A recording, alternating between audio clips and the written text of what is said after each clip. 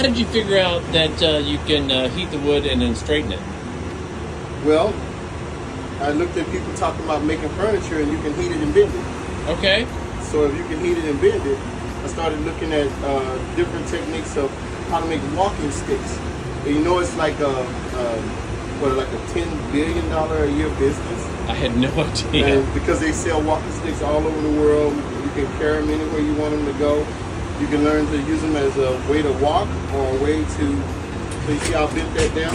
Yeah, that was crazy. I mean, it was twisted to where I always thought you had to find the perfect stick. No. What you do here, see, this was bent down here at this angle. Okay. This was bent over here like this, so it went up and came back.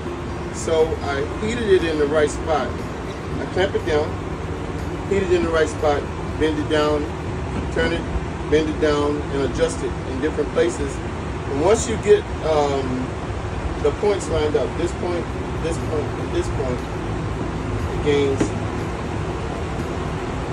strength. So you can take a stick that was bent terribly and turn it into something like that. And when you finish with it, you get something like this. Ah, that's gorgeous! I love it. And you did all the hand lighting? The strength is there. Yeah, I use all my carvers to do all of the inlay and the design and everything. That is beautiful.